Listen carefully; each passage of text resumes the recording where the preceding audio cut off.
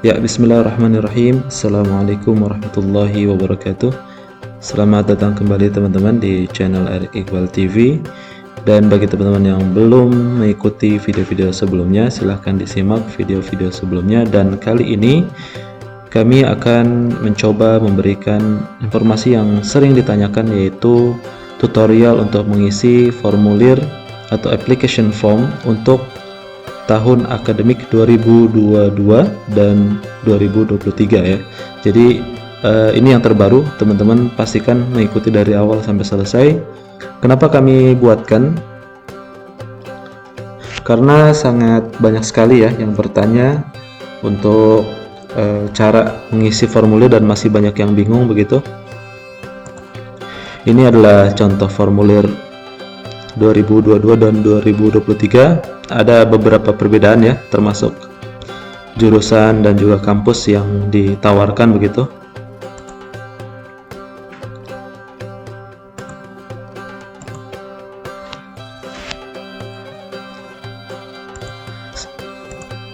Dan teman-teman bisa langsung buka linknya ya, yang sudah kami tayangkan di YouTube Erik Iqbal TV.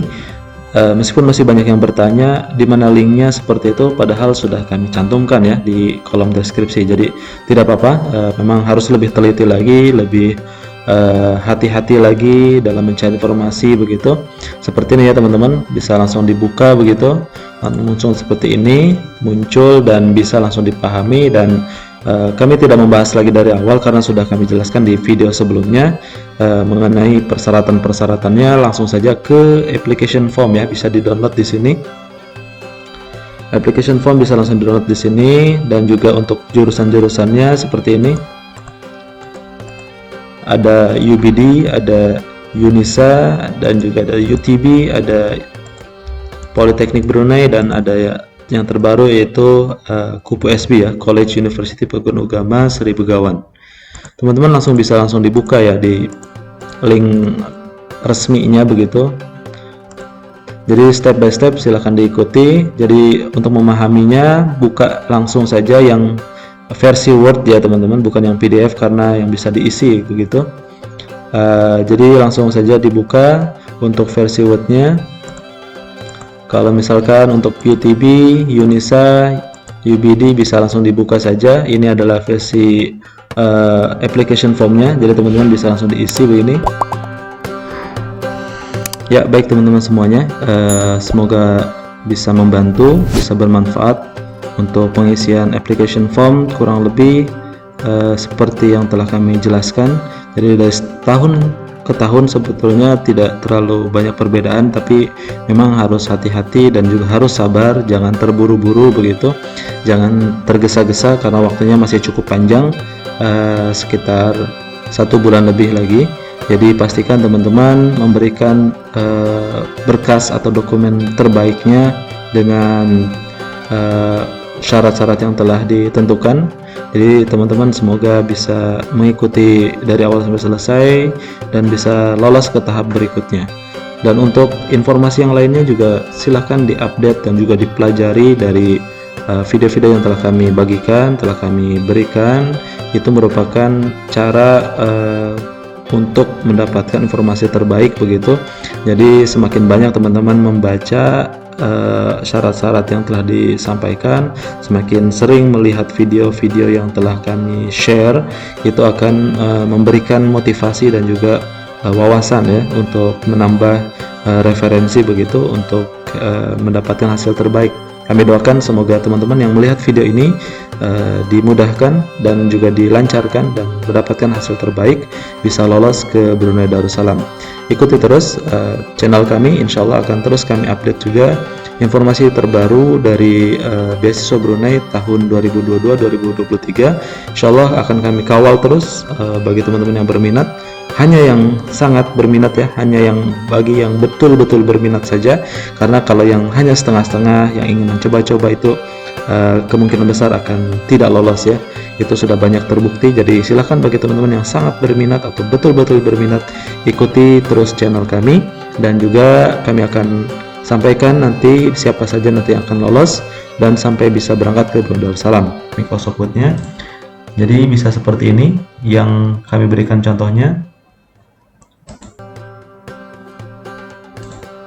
Ini adalah yang kosongnya, yang teman-teman bisa edit dan bisa isi di dalam application form ini.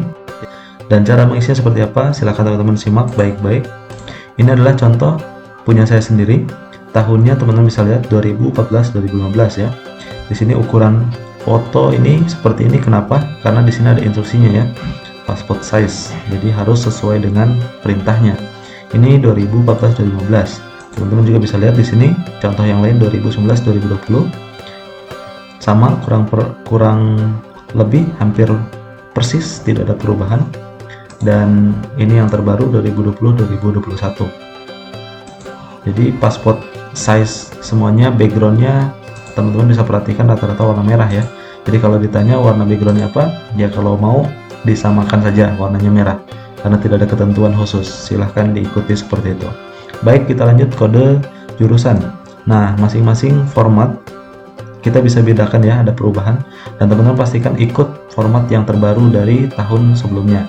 Dan kita lihat di sini seperti ini formatnya, tetapi intinya sama, nama pilihan jurusan, pilihan pertama first choice dan second choice. Dan teman-teman pastikan di sini kode jurusan memang ada dan dicantumkan. Misalkan teman-teman tadi bisa lihat di sini, teman-teman bisa buka masing-masing link dari kampusnya. Kalau memang tidak ada kodenya pada tahun tersebut, jadi ikuti saja, tidak perlu pakai kode, begitu ya. Termasuk Unisa, UTB pun sama, termasuk Unisa, UTB pun sama.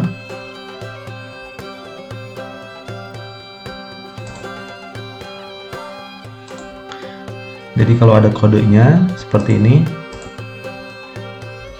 itu dari yang tercantum di tahun tersebut. Ini 2020-2021 yang terbaru ya. Misalkan contohnya Master of Arabic Language. Ini pilihan pertama, ini Unisa, dan pilihan keduanya juga Unisa ya. Kita lihat yang lain. Pilihan pertama UTB, pilihan keduanya juga UTB. Pilihan pertama, pilihan kedua beda juga boleh. Contohnya punya saya ini tidak ada UTB atau kampusnya begitu ya. Ini tahun awal-awal 2014-2015 ini tidak ada, jadi ada perubahan seperti itu. Jadi ikuti yang terakhir dan ikuti pada tahun tersebut. Yang berlaku pada tahun ini silahkan diikuti, yaitu formatnya sama seperti tahun sebelumnya ya. Jadi silahkan di checklist saja pilihan kampusnya dengan program jurusannya atau prodinya begitu, silahkan disesuaikan. Kalau tidak ada kodenya, kosongkan, pastikan dikosongkan, jangan sampai diisi tetapi salah dan itu fatal ya. Jadi isi saja, insya Allah sudah jelas. Baik, jadi seperti itu ya. Kita lanjut. Perintah berikutnya adalah untuk mengikuti yang lain-lain seperti ukuran passport size. Tadi sudah jelas ya, warna background dan juga ukurannya.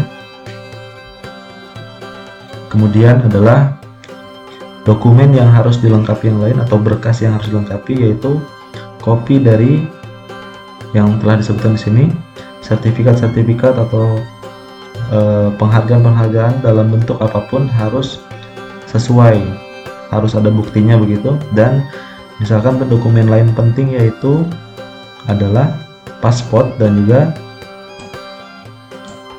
akte lahir ya, birth certificate. Ini harus benar-benar dipastikan berbahasa Inggris. Kalau paspor sudah pasti bahasa Inggris ya, jadi tidak perlu diterjemahkan lagi.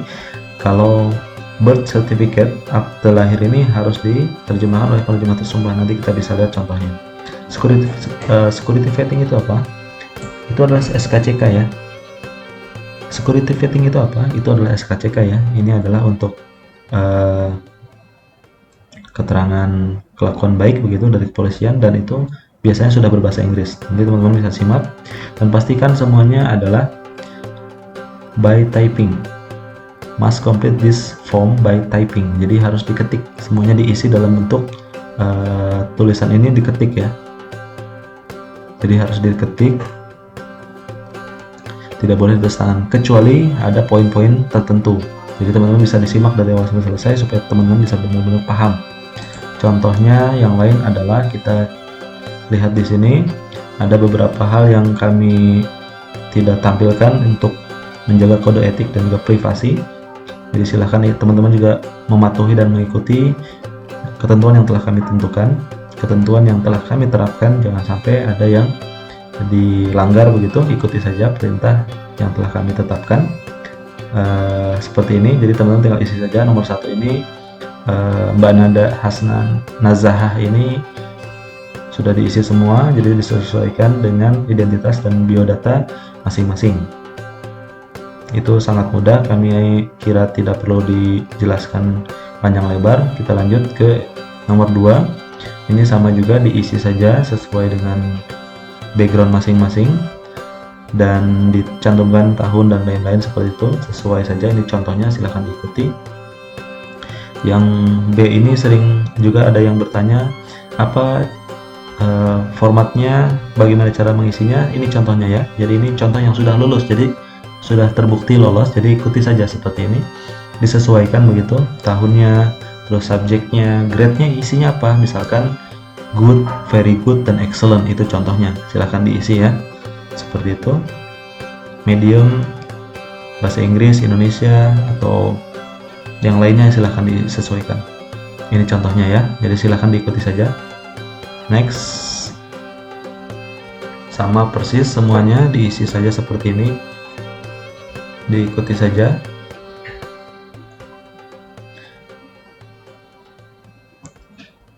Ini pun sama ya, yang D, other qualifications. Nah ini contohnya misalkan ada tes multimedia, jadi sesuai backgroundnya, misalkan ada tes bahasa, tes kemampuan komputer, dan lain-lain, silahkan dilampirkan saja dan dicantumkan. Ini grade-nya apa, excellent, good, very good, silahkan disesuaikan. Ini contohnya sudah jelas semuanya. Nomor E pun sama ya, bagian E pun sama. Nomor ini nomor 3, yaitu ini sering ditanyakan juga, perlu TOEFL atau IELTS atau tidak. Kami tidak menjelaskan di sini, memang tidak dicantumkan harus TOEFL atau IELTS, tapi yang jelas adalah kemampuan bahasa Inggris. Kenapa? Karena itu adalah salah satu barometer bagi pihak Brunei Darussalam, pihak BDJS untuk menilai atau menentukan, bukan satu-satunya tapi menjadi penentuan juga, kemampuan bahasa asing, khususnya bahasa Inggris ya. Jadi ditulis di sini, sesuaikan saja menulisnya, membaca, dan juga berbicara. Itu levelnya teman-teman termasuk yang mana? Termasuk juga bahasa lain, Indonesia, Melayu, Inggris, Arab, Prancis, Korea, dan lain-lain. Silahkan disesuaikan dan harus ada buktinya. Contohnya apa? Sertifikatnya nanti harus dilampirkan seperti itu. Ini adalah akademik ya, akademik, prestasi akademik ataupun non akademik, silahkan dilampirkan saja. Ini contohnya.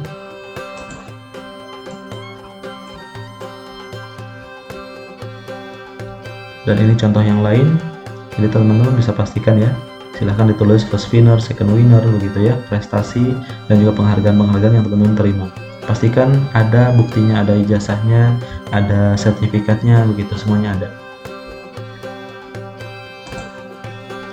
Baik, kita lanjut nomor 5 ini untuk future career. Future career ini kami tutup ya. Untuk teman-teman pastikan, silahkan jangan copy paste, jangan copy paste, jangan plagiat. Pastikan original, itu akan kedetek, jadi pastikan teman-teman juga paham itu, dan juga asli, tidak ada mencontek ataupun plagiat dari yang lain. Ini pun sama, esai juga dibuat sesuai perintahnya 200 kata ya. Pastikan semuanya statement of purpose ini sesuai dengan, dijelaskan saja tujuan belajar ke Brunei seperti apa, itu kisi-kisinya ya. Jadi untuk bedakan future career dengan yang statement of purpose, jadi contohnya atau kisi-kisinya intinya menjelaskan kedepannya mau jadi apa perbedaan teman-teman dengan yang lain, keistimewaannya apa, sehingga pihak BDJS tertarik untuk memberikan kesempatan kepada teman-teman bisa kuliah dengan beasiswa di Brunei Darussalam seperti itu. Ini pun sama, kaitkan dengan bidang teman-teman, dengan jurusan teman-teman, ataupun dengan penelitian yang teman-teman akan lakukan. Misalkan TOEIC S1 ataupun S2 silahkan disesuaikan. Baik, kita lanjutkan. Ini adalah pengalaman kerja, tinggal diisi saja, disesuaikan. Kalau ada sertifikat dilampirkan. Nomor 8 pun sama, diisi saja semuanya. Kami kira tidak ada yang sulit. Ini tinggal contohnya, diikuti saja ya. Ini pun sama, silahkan diisi. Misalkan untuk poin 11 ini memang agak penting ya, ini C1 dan C2 ini bukan agak lagi, ini memang sangat penting ya. Ini adalah untuk referensi atau memberi rekomendasi dari dua orang ya. C1 dan C2 ini adalah dua orang atau dua rekomendasi. Intinya apa? Intinya teman-teman pastikan punya kenalan ataupun dosen atau tokoh masyarakat atau rektor ataupun orang yang bisa mewakili untuk memberikan rekomendasi. Ini bentuknya formatnya harus ditulis nama orang ya. Kalau misalkan namanya Pak siapa, Bu siapa, silahkan tulis juga jabatannya, nomor telepon seperti itu, email dan lain, karena akan dicek oleh pihak BDJS, bukan lembaga ya, jadi harus nama orangnya. Terus ini bisa di print bentuknya, terus ditulis tangan, ini terus di scan lagi begitu ya. C1 ini yang tadi penilaiannya seperti ini, disesuaikan oleh yang memberikan rekomendasi, karena akan kelihatan nanti di sertifikatnya yang dilampirkan nantinya. Yang memberikan rekomendasinya nanti akan tanda tangan, dan jangan lupa adalah yang penting yang lainnya adalah cap atau stempel dari pihak pemerintah atau lembaga yang memberikan. Baik, kita akan lanjut. C2 pun kurang lebih sama ya, jadi nanti akan ada penilaiannya, terus juga di tanda tangan dan ada cap atau stempel. Lihat tahun dan bulannya ya, teman-teman bisa lihat di sini Januari, 13 Januari 2020. Jadi memang pada waktu dibuka. Jadi ini yang terbaru tahun kemarin 2020. Next kita buka lagi yang lain. Ini adalah yang penting juga adalah endorsement. Semua yang sebelumnya kami jelaskan tadi ini adalah pengesahannya. Apa itu endorsement?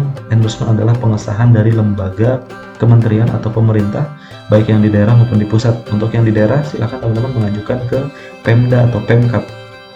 Disesuaikan saja, ini adalah contohnya, jadi harus diisi ya. Ini yang mengisi adalah pihak pemerintahnya, misalkan dari Pemda atau yang di daerah-daerah tidak usah ke kota, yang di kota silakan juga mengajukan. Ini ada dinas ya, pemerintah daerah Jawa Barat, jadi dari Pemda provinsi, ini tanda tangan dari pihak yang memeriksa begitu. Ini pun sama, harus ada cap, tanda tangan dan juga stempel. Dan ini formatnya bagaimana caranya, diketik dulu kalau yang perlu diketik, baru di print dan tanda tangan dan di scan ulang ya, atau misalkan mau langsung ditulis tangan oleh orangnya langsung juga boleh, silahkan. Jangan lupa yang penting ada capnya, ada stempelnya dan juga tanda tangannya. Ini terus namanya, ada alamatnya begitu ya, semuanya udah jelas, disesuaikan. Ini contohnya, jadi teman-teman pastikan mengikuti yang sudah kami berikan contoh dan panduannya. Baik, itu dia yang sudah kami jelaskan. Ini adalah lampiran-lampirannya, kami tampilkan sebagian. Ini adalah contoh paspor, ini tidak perlu diterjemahkan karena sudah bahasa Inggris. Kalau yang bertanya apakah kalau tidak punya paspor bisa daftar, teman-teman bisa jawab sendiri, tidak usah kami jawab ya. Jadi sudah jelas harus ada paspornya. Kalau ke luar negeri otomatis harus pakai paspor. KTP tidak bisa, KTP hanya untuk di wilayah nasional saja levelnya, tapi kalau udah internasional harus pakai paspor. Dan harus berlaku ya, minimal kalau bisa, kalau belum ada silahkan dibuat dari sekarang, silahkan dicek ke imigrasi atau pihak-pihak yang berkaitan. Ini adalah birth certificate, ini tentu biasanya harus diterjemahkan karena rata-rata belum berbahasa Inggris ya, ke penerjemah tersumpah. Ini contohnya, teman-teman bisa lihat Swan Translator, jadi benar-benar ada sertifikatnya, ada cap khusus penerjemah tersumpah begitu ya. Semua yang perlu diterjemahkan ke bahasa Inggris terjemahkan. Kalau sertifikat-sertifikat yang memang penting silahkan dilampirkan. Ini contohnya, ini misalkan multimedia ya, memang di bidangnya misalkan multimedia, memang membuat film, video dan lain-lain, prestasi-prestasi dilampirkan saja. Ini contoh-contohnya, ini paspor, transkrip nilai ya, Jadi silahkan dicek juga semuanya, disesuaikan, dan semuanya diterjemahkan. Kalau belum berbahasa Inggris, semuanya harus berbahasa Inggris dengan penerjemah tersumpah. Ini contoh dari sekolah SMK Negeri 11 Bandung. Jadi ini contohnya harus diperhatikan oleh teman-teman, semuanya berbahasa Inggris dengan penerjemah tersumpah. Ini adalah penghargaan-penghargaan dari pihak tempat kerja ataupun tempat magang, atau penghargaan dari bidang akademik ataupun non akademik. Silahkan dilampirkan yang kira-kira mendukung dan teman-teman anggap itu memang layak dan bisa menjadi pertimbangan pihak BDJS di semua bidang, terserah, dan silahkan saja, tidak ada batasan, termasuk TOEFL dan TOEFL ataupun IELTS. Silahkan dilampirkan yang masih berlaku tentunya, dengan skor dan nilai yang masih teman-teman anggap baik. Kalau belum baik, silahkan coba lagi dan disiapkan. Ini adalah SKCK atau Security Vetting. Jadi teman-teman pastikan juga untuk masa berlakunya, karena biasanya sekitar 3 atau 6 bulan. Teman-teman bisa pastikan masing-masing daerah mungkin ada Kapolresnya begitu ya, ke Polresnya atau di daerah ataupun di kabupaten masing-masing bisa membuat SKCK di kepolisian, dan fungsinya atau tujuannya teman-teman pastikan juga untuk persyaratan beasiswa. Ini contohnya ya. Yang lain pun misalkan untuk kuliah di luar negeri dengan beasiswa. Untuk persyaratan beasiswa Brunei, silahkan intinya dijelaskan saja ke pihak kepolisian. Itu contohnya. Jadi teman-teman bisa pastikan ini contoh beberapa sertifikat yang kami lampirkan. Jadi teman-teman juga silahkan diikuti saja peraturan yang sudah kami jelaskan, dan juga peraturan-peraturan yang telah ditentukan oleh pihak BDJS. Kalau tidak sesuai dengan peraturannya, jangan bertanya lagi, karena itu sudah aturan.